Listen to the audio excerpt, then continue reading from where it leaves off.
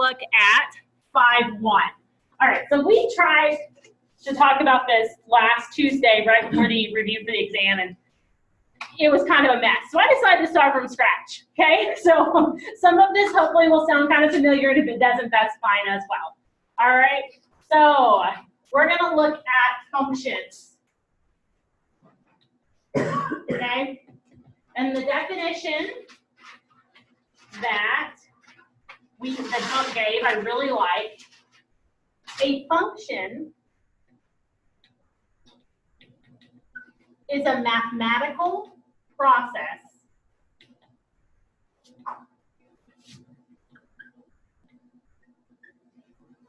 that relates two or more quantities to one another.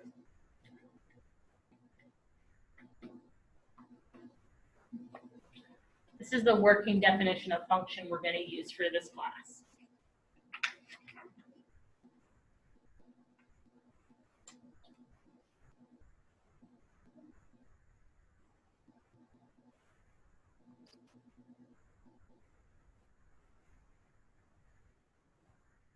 So we talked about a function in class last Tuesday. We talked about the function amount in bank account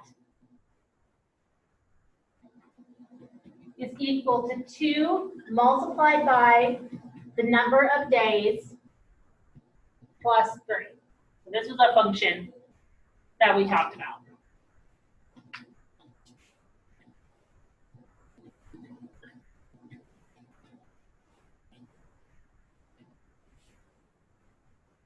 So if we look back at the definition of a function, it says it's a mathematical process that relates two or more quantities. So in this example, the two quantities that it's talking about is the amount in a bank account, and the other quantity is the number of days.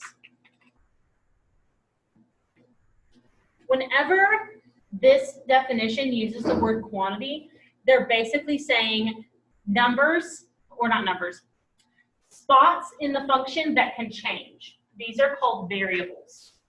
All right, so variables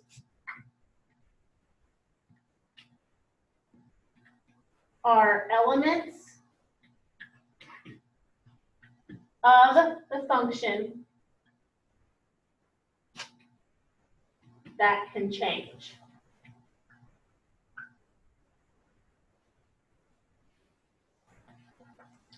So in this situation, this is one of our variables. And this here is the other variable.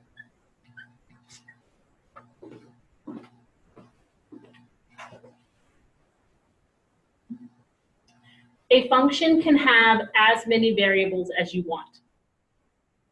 The more variables you have, though, the crazier the function gets and the less you want to mess with it. So in this class, we're going to stick with functions with only 2.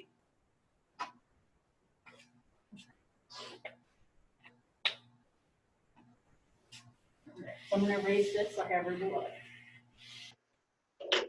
So a lot of times, in order to make functions smaller, we will use letters to represent variables instead of spelling out what they actually are. So here, for amount in a bank account, we'll usually refer to that as Y. So we'll say Y is defined as the amount in your bank account. Whenever you see that those 2 dots and then the equal, that just means defined by. And then I'm going to let X be defined as the number of days. So now our function has variables Y and X. So then we can rewrite this as Y equals 2X plus 3. which is much shorter and probably looks like functions you guys have seen in your high school math classes.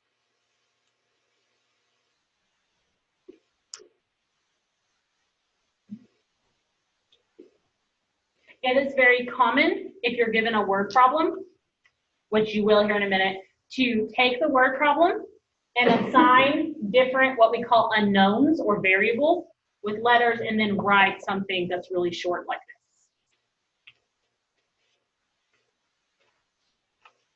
Any questions before I talk about the next example? Okay. All right.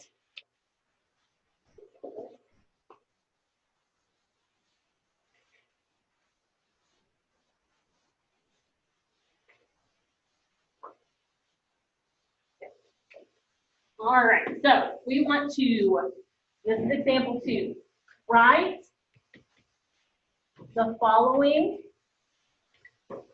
word problem as a function, or write the, yeah, that's fine. It's not the best wording ever, but it's okay. Using variables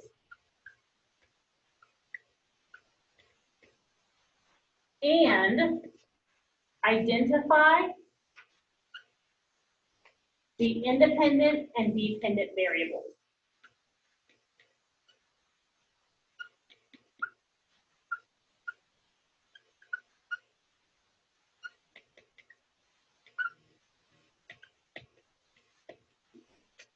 And the word problem is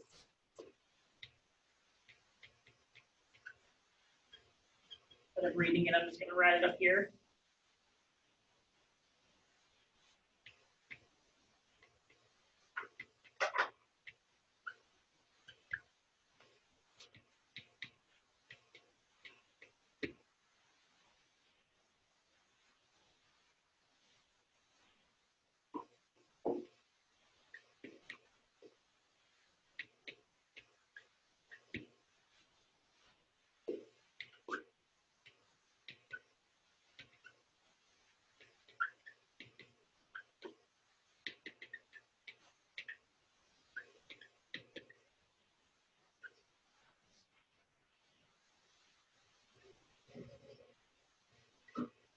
All right, there we go. Now I'll step back once you guys write that down. It's a novel. Thankfully, the directions stay the same for a while.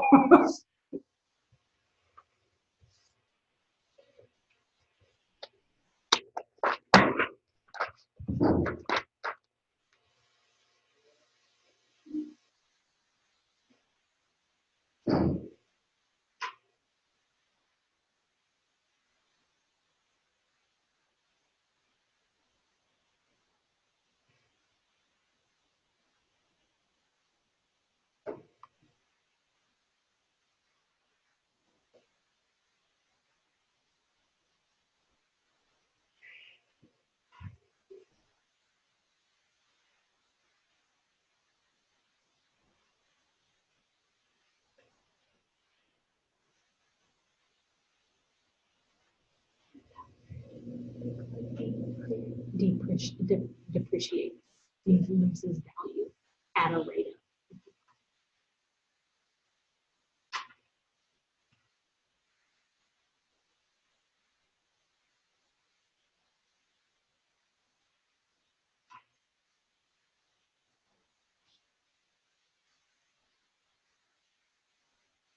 All right. Okay, so I'm going to go ahead and start.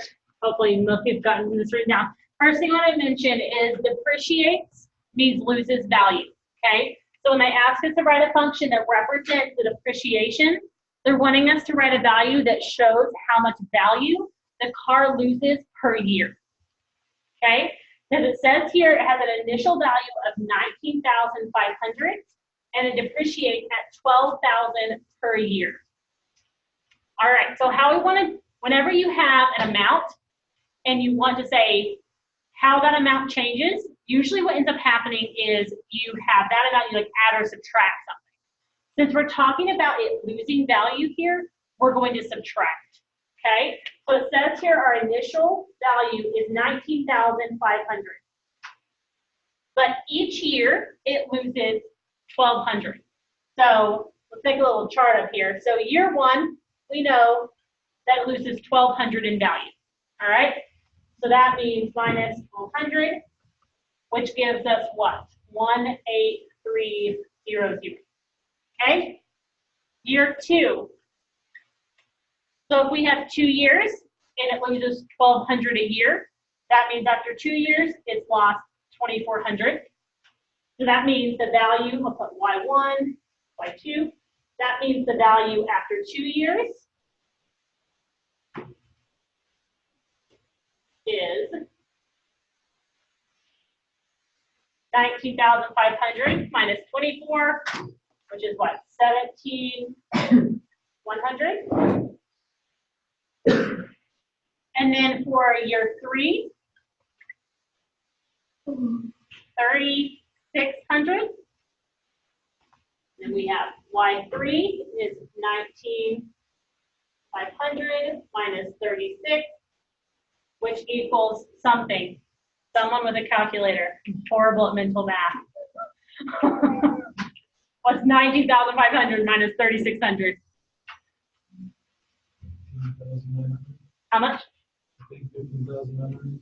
Is that what you got, Taylor? No. Okay. All right, yes, 15,900. Thank you. People assume I'm a math major, I can do math in my head, and I cannot at all, y'all. It's bad. Like, it's like a pop quiz every time I go to a restaurant. They're like, how much does this add to? And I don't know. And they're like, math majors. I'm like, really? But anyway, that's a side note. All right, so now we have this. So let's say we need to write a function where, let me use words first. So current value of car. I'm going to write smaller so I can fit it all in here. Current value of car. And we need to write a generic function for what that could be equal to. So based on this pattern we see here, does anyone want to take a guess what my function might look like? Are you asking for like the f of x equals 19,500 minus 1,200 times x? Yep. So minus 1,200, and I'm actually going to put years. But yes, Dallas, you skipped one step. We will put that here in a minute. All right. So Dallas is right. The current value of the car is equal to the initial value minus the 1,200 times the number of years. Okay? The best way to find a function, another name for these functions are models. The state is going, like the state of Oklahoma, the Regents for Higher Education is moving more towards the idea of calling these models. The best way to find the function is to just do some and then look for the pattern. So as we can see here, the current value is equal to the initial minus 1,200 times the year. So using the variables like Dallas mentioned, we can let the current value be y, and we can let x be the number of years.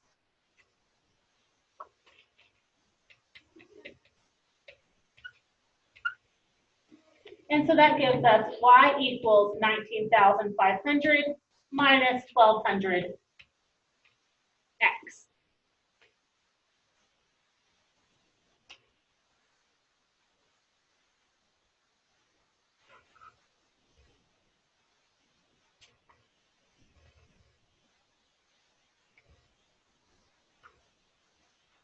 So the second part of this is identifying the independent and dependent variables. The independent variable is the thing that you personally plug in and change. So in this, which one of our variables did we plug in ourselves and change? Were you pointing, Taylor? Did we plug in the current value of the car, or did we plug in the years? We plugged in the years, right? The years is what we chose. If you're the one that chooses it and you're the one that puts it in the formula, it is the independent variable, all right? So x is our independent variable because that's the one we manipulated and changed. Once you identify your independent, pretty easy to identify your dependent. It's just the other one, okay? So since X is our independent, Y must be our dependent.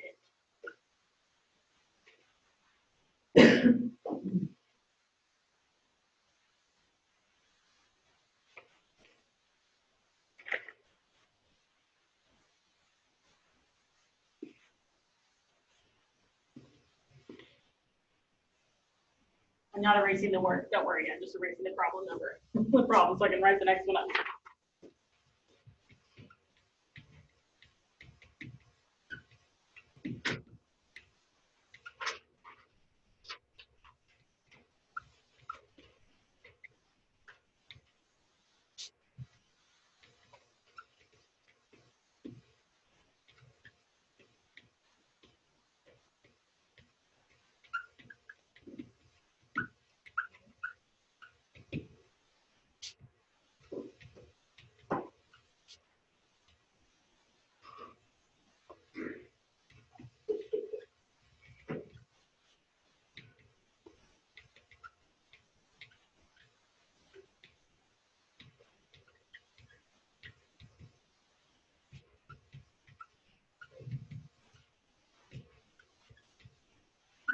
All right, so this is the next one we're gonna do. And I'm gonna erase the word from the previous one here.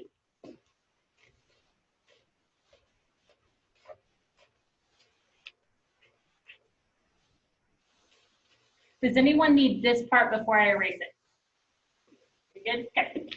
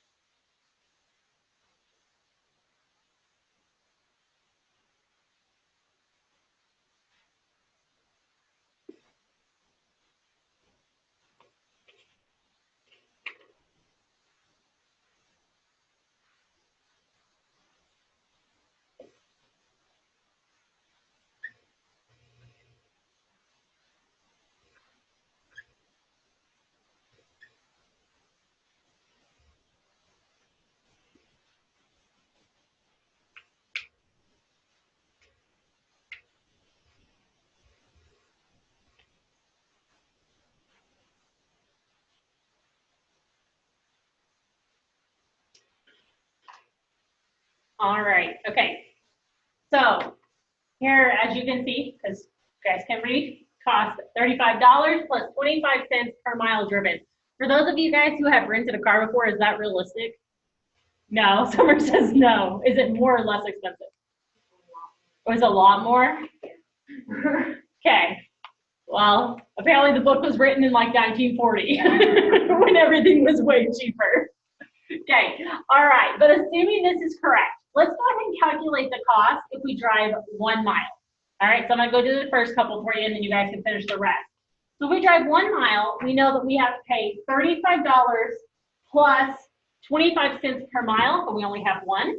So that's gonna be 35 plus 25 cents, which gives us $35.25. If we drive 3 miles, we're going to have the $35 plus 3 multiplied by, that should be 0.525, which is going to give us $35.75.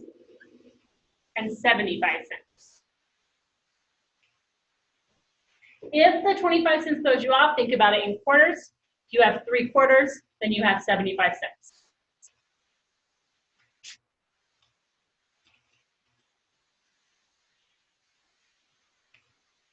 Would someone like to tell me how much will it be if we drive 5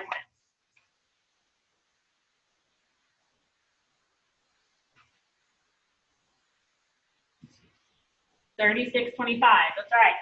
So we have 35 plus 5 times 25, 36.25. All right, now for what about 7?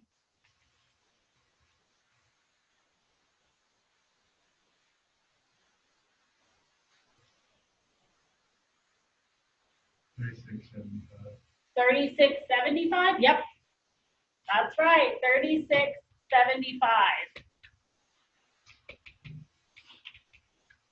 So, Jayton, looking at this information, using words, not variables, how could we write our function?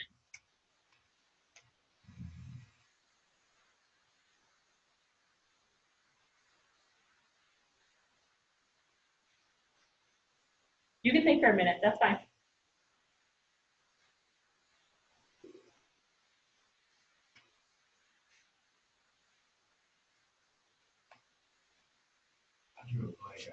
No, you're fine. Okay, it's because we're all looking at you. I actually read a book about that.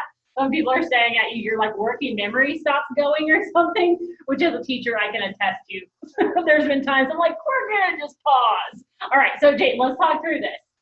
So if 1 mile was driven, how did we get a cost of $35.25? By adding 25 cents per mile. Okay.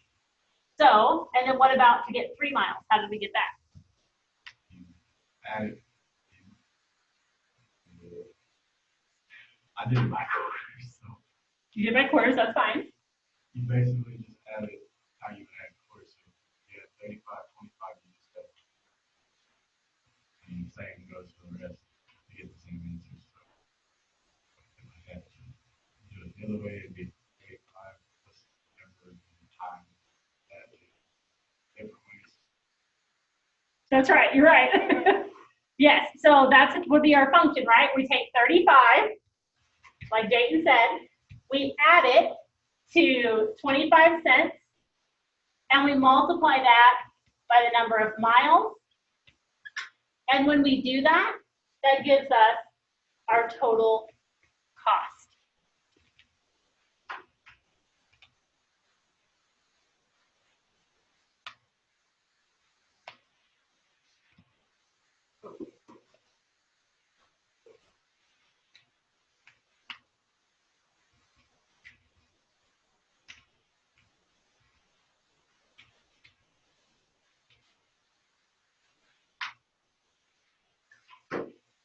All right, Tanya, pick any letter you want. Doesn't matter. A. We're going to let A stand for our cost. All right, Summer, any letter you want. Z. And we're going to let Z stand for the number of miles.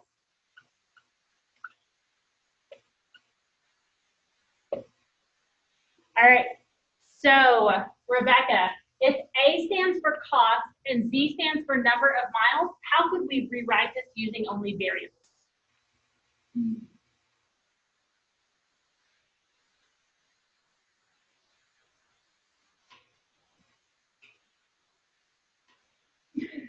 You can help her, Taylor, if you want.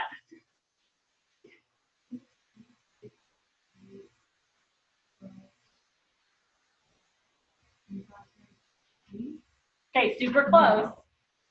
Okay, find your. Never mind. You're super close. So this part was correct. 25 cents times Z. Okay? But remember, we replaced cost with A. Oh, A 35. A equals. Oh, A equals 35. 35. Sorry.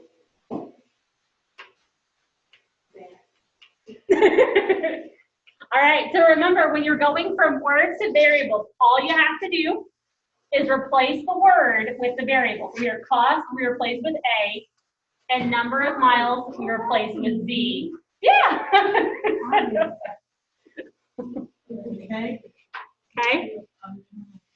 Most commonly, the variables chosen are X and Y. Okay. And that's, if you want to choose X and Y for every single one of your problems, that's completely fine. I just wanted to show it with different letters so that you wouldn't think that X and Y were some magical letters that had special properties. No, they're just what people decided they liked. You can choose any letter you want as long as you do not use the same letter for two different variables. If the variables are different, you must use two different ones, because then that'd be really confusing because you wouldn't know what you were doing if they were both the same. All right, so let's see. Now we need to identify the independent and the dependent. So Lisa, where do you can do either the independent or the dependent, whichever one you want. Independent would be the miles, because that's what we're putting in to our equation. So independent is number of miles. So Amanda, independent's number of miles, what's our dependent? Which is cost. And we can put the variables here if we want. A lot of times, like in algebra books, you'll see them say independent and they'll put the variable letter, but you can also write it out. It doesn't matter. All right, are there any questions about this example? Good? Okay, all right, so now we're gonna move on and we're gonna look at something called function notation. It's basically just how you write, a different way of writing functions. So.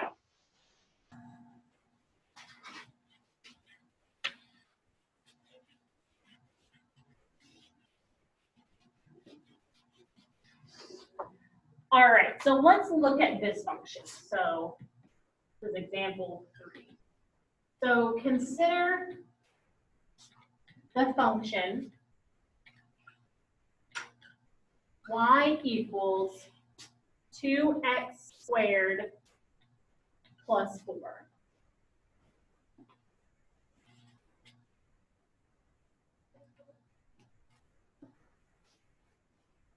Function notation.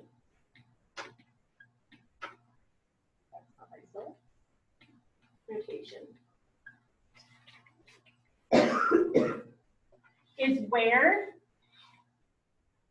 you replace y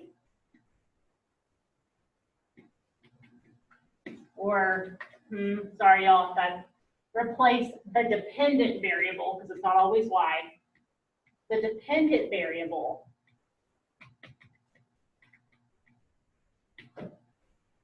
with a letter representing the function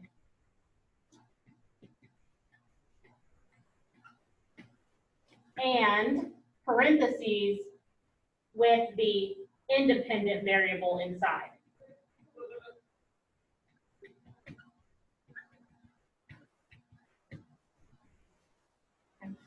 And we're going to do examples. I know the definition's kind of confusing, but you'll see when we do the examples.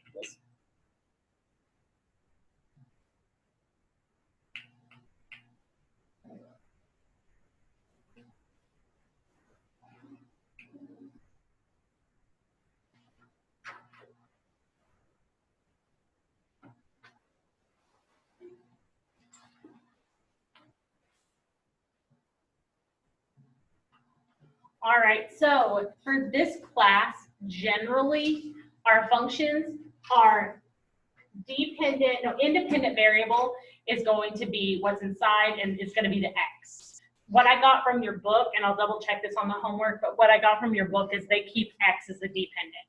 Because when you're just given a function like this, it's kind of hard to know which is the dependent, independent, because you're not actually manipulating anything. So for this function, we're going to let f be the letter to represent the function.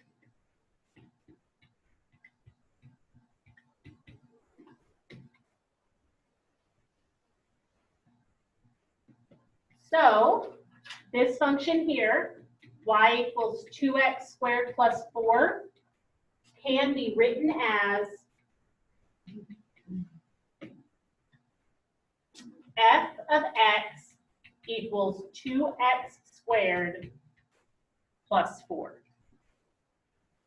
Right? So you take the y, the dependent variable, you replace it with a letter representing your function, and then next to the letter representing your function, you put parentheses with what the independent variable is.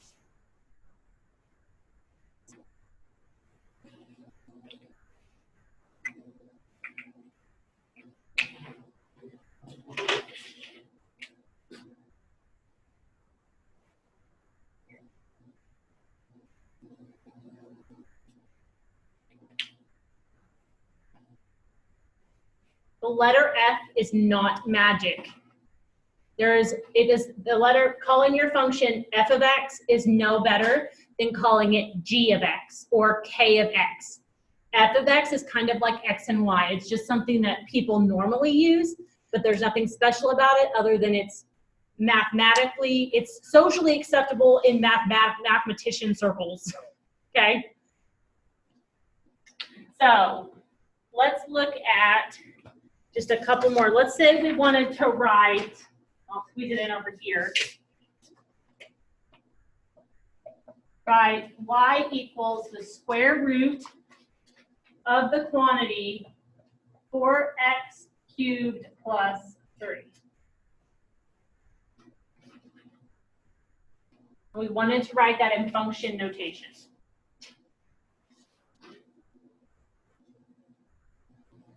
I should probably put directions. Function notation. Man, I keep wanting to spell notation starting with an N-A. Notation. There we go.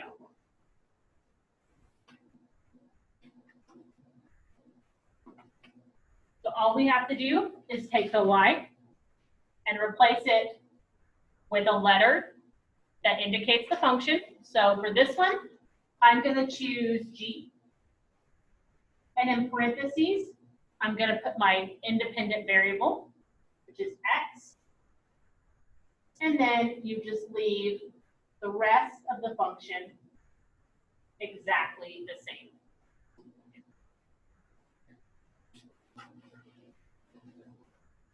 The main purpose of this type of notation is to make it obvious to the reader, to the person doing the mathematics, that x is your independent variable. When you see this, whatever's in here is your independent, and it takes away all confusion about what you should be manipulating in your mathematical equation. Because like I said, mathematical equations can have many variables. I could have a situation where I said I had h of x equals xy plus kz. This is a completely valid thing that you might see in an upper level math course, all right? But since x is what is right here, I know that the only thing that I'm manipulating, that I'm changing, is the x. All these other things are controlled by sources outside of my control. All right? Now you don't understand what they're controlled by, but they are controlled by something other than me. All right? So if you ever see what's inside, you know that that's automatically independent variable. All right, okay, so now let's evaluate some functions using function notation.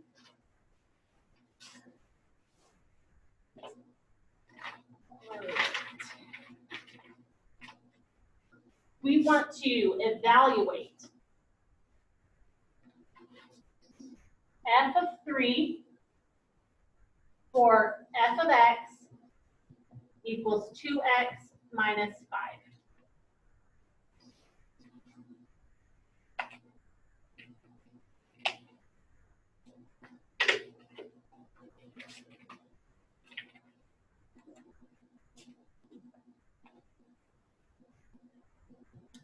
So whenever you see something like this, the letter in front indicates the name of your function. So see how the F's match. What's inside the parentheses tells you that whatever letter is the independent, or whatever variable is the independent variable from your function, that's what you replace with this number. So since x is the independent variable for this function, and 3 is in that spot, that means everywhere there's an x over here, we're going to replace it with 3. Let me show you what that looks like. So f, oops, let me get the marker. That one doesn't look like. F of 3 equals 2 times 3 minus 5. You replace the x with 3. You do not write 3 next to the x, which is something that confuses a lot of students.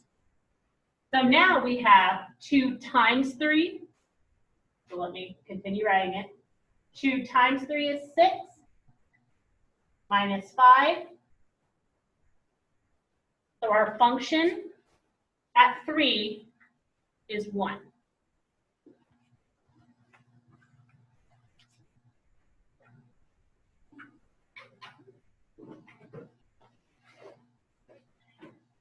Any questions about that before I move on to the next example?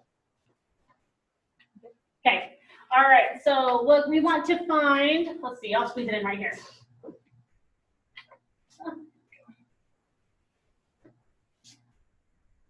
H of 0 for h of x equals x cubed minus 4.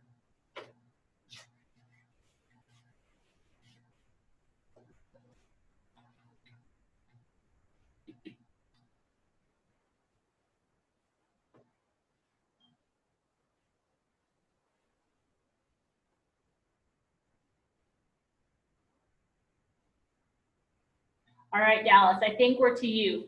So where in this function would I put the 0? Where the x is at. Right, so now we have 0 cubed minus 4.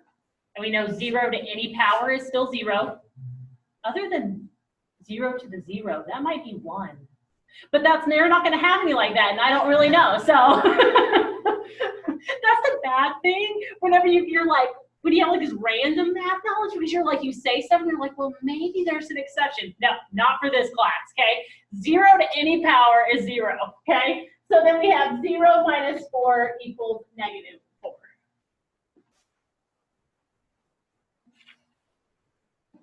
And then one more.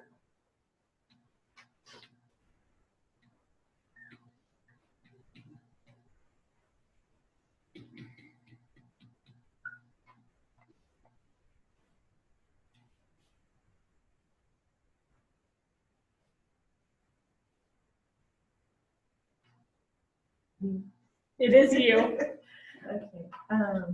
make sure I don't get this confused. So everywhere there would be y a negative 3. Mm-hmm. Yep. So k of negative 3 equals x plus negative 3. The y is our independent variable, so that's the only letter we mess with. And if you're curious, this can be written as x minus 3. Both of those are correct.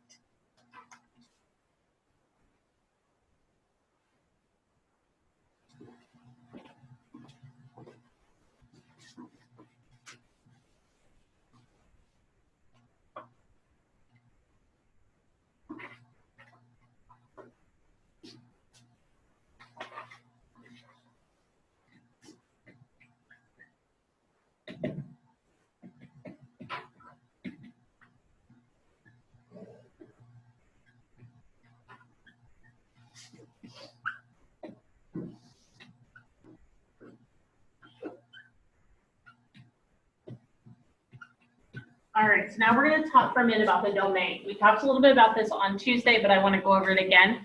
So the domain is all values you can choose for the independent variable.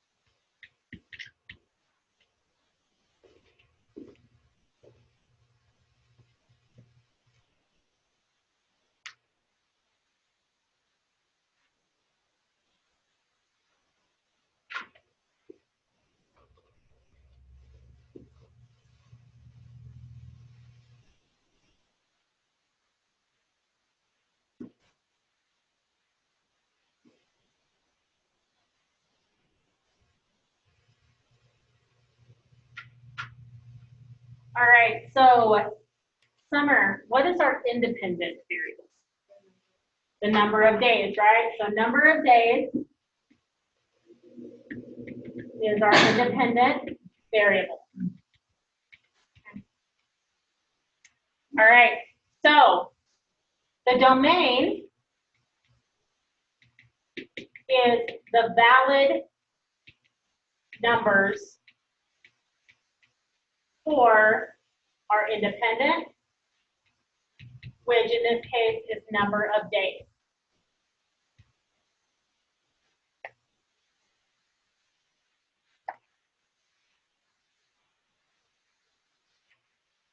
So the key to finding the domain is trying to identify what it can't be, because usually the set of numbers that it can't be is easier to find than the ones that it can. And then you can just look at the opposite. So if we're looking at number of days, we know that we can have a 0 number of days. That's valid. Like, how many days did you go to school? 0. That's completely legit, but not in this class. All right, you can have 1 day, with 1 day, 2 day. You can have 3,000 days or 3 million. But what you can't have is -1 day or -2 day. So that means the domain of this function is going to be 0 and up. All right, so the domain is 0 and up. This is the colloquial English way to say it.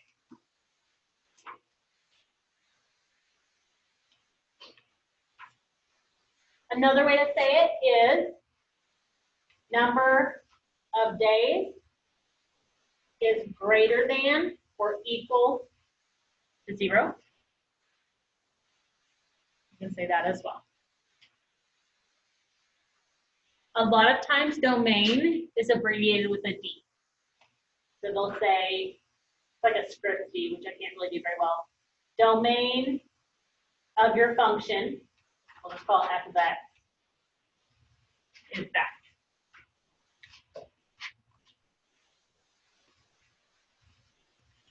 I was looking over your post test that you guys have to take at the end of the class, and what they just say, what is the domain? They don't use the D. So.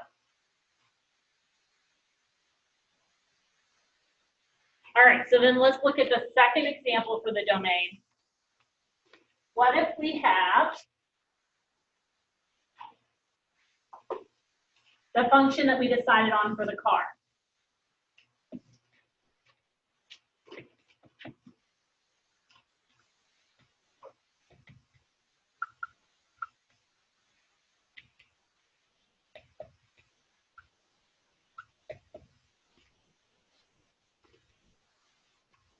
So we want to find the domain for this value.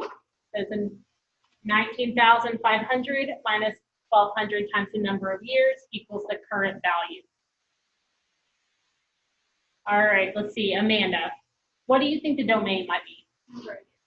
Number of years, that's independent. Yes, so that's independent variable. So independent variable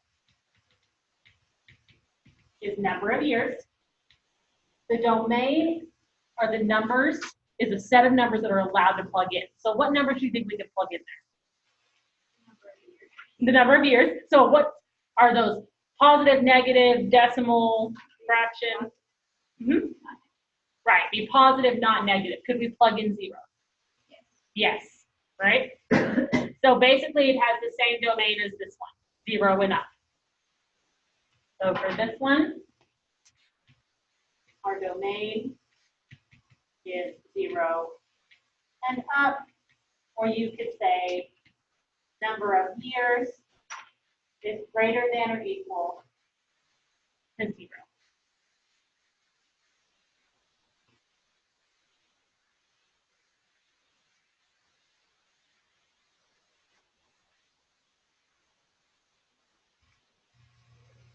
If they take your function and they assign variables instead of using words, then they'll also use a variable here. So say we called the number of years, say we called this X, all right?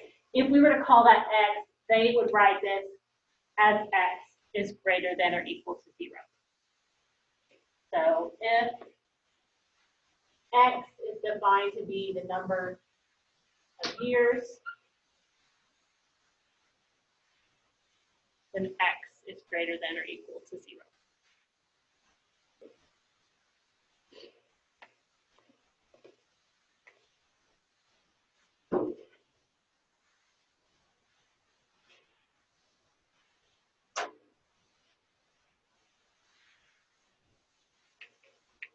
Did you need what I just erased, Taylor? No. Oh, okay. I was not, she asked me a question, I was gonna read. Okay. Do you have a question for this? No, I just asked if you were gonna review this for this next. Oh, yes, we are. People next Tuesday. We're going to review next Tuesday, and then the test is next Tuesday. Review the team. All right, okay, so we're going to leave domain behind. Does anyone have any questions about the domain before we leave it behind to do the last part of this? All right, so now we're going to talk just a little bit about graphing functions, okay? So we're going to graph them. You all are very familiar with looking at graphs because we did a section on graphs and you guys aced it. All right, so you already know how to read them, so now we're just going to do a small lesson about how to graph them, okay? So let's say we want to graph the function y equals 9 minus 3x.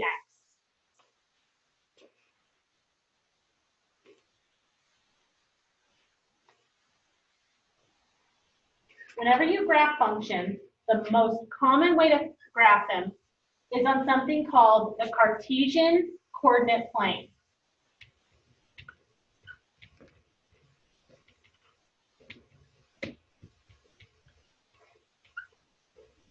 And that's what this, it's on an X, like this cross thing is. Your vertical line here, this is called your y-axis.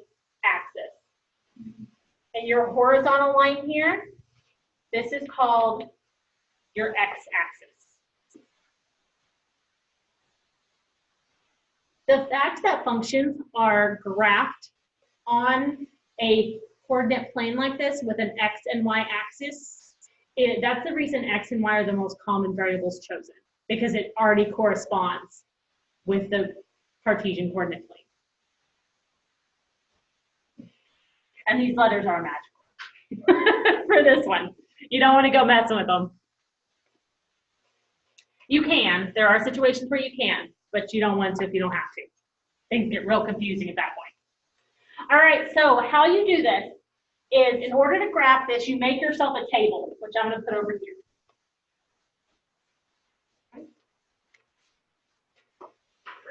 You make yourself a try to stand on this side so you can see it. And it looks like that.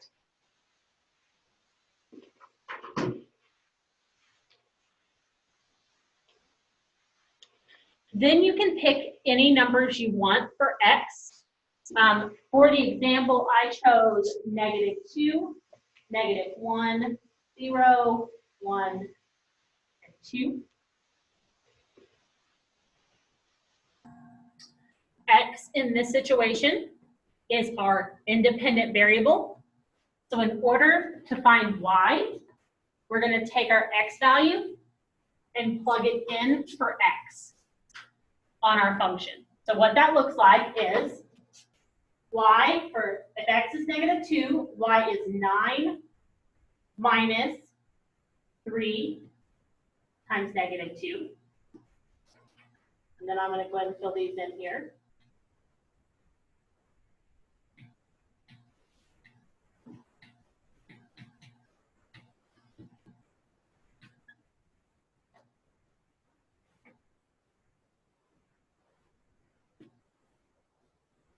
And this comes out to be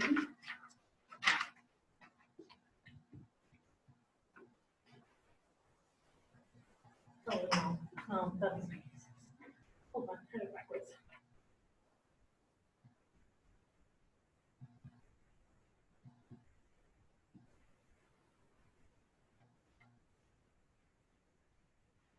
So as you can see, That's why y is called the dependent variable.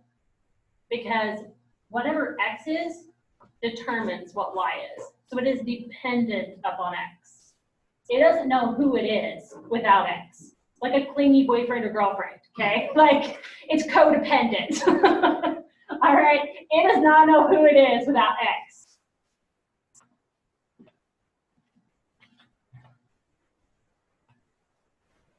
All right, so once you figured out what x and y are, you rewrite these in what are called coordinate pairs.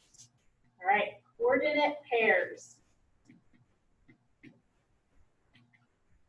Coordinate pairs are written like this. In parentheses with a comma between the x value and the y value.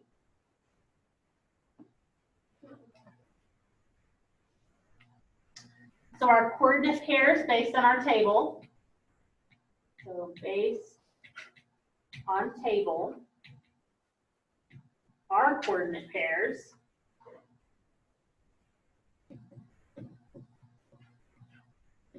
are -2, 15, -1, 12, 0, 9, 1, 6, and 2,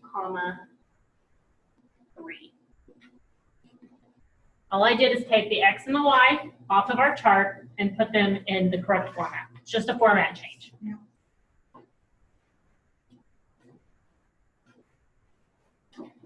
Can you like go on the card? If you want to run out and turn on your car, that's fine. We're going to be done here though in like 5 minutes though. So, all right. So once you have your coordinate pairs, what you want to do, and on Hawks, this will be done for you. There will be tally marks, or I think they use grid lines.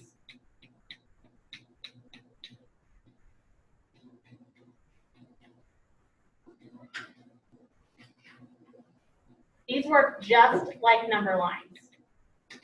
This is 0, 0. Negative numbers this way. Positive numbers this way.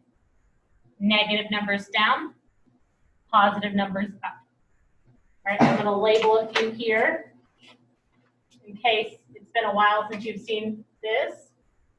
So then we just go up. Same thing here. These are all positive.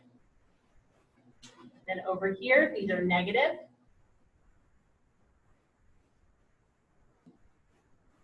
And then down here, these are negative as well.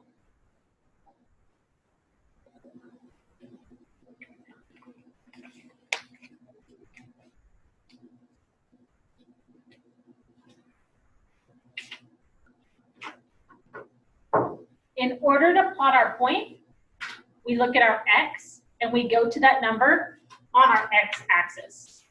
So here we have -2. So I'm going to go over here to -2. Let me lay this down so I can have both hands.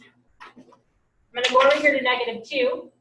And then we say y is 15. I didn't go high enough for 15, so we're going to pretend 15 is right here. We're going to go up 15. And that's where our point goes. Then for -1, 12, I'm going to go over to -1, up to 12, which we're going to pretend is right there. For 0, 9, our x is 0, which means we're going to stay right here. This point in the middle where they meet is called the origin. All right? If you have trouble remembering that, you might think of like superhero stories where they call it the origin story. It's where everything started. Same thing here. This is where everything starts. It's 0, 0.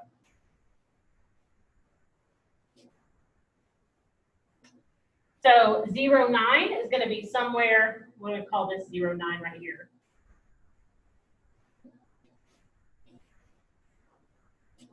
And then we're going to go over and we're going to have 1, 6.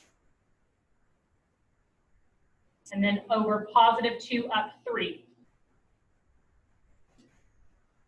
And in order to get your graph, you just connect the dots. And you put arrows on the end of your line to show they go on forever.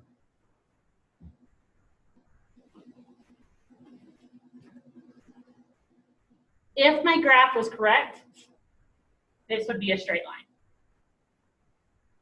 Okay, technically, since x is to just the first power, it should have went up like this.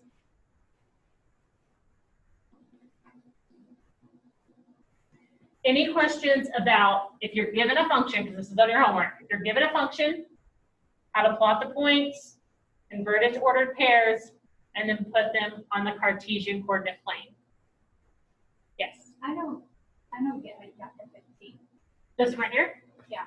Okay, so we have, if you can put it in your calculator if you want, I can put it in your calculator. I did 9 minus 3, Uh-huh. I got 6, and Okay, so remember our order of operations, PIMDOS, we have to do multiplication first.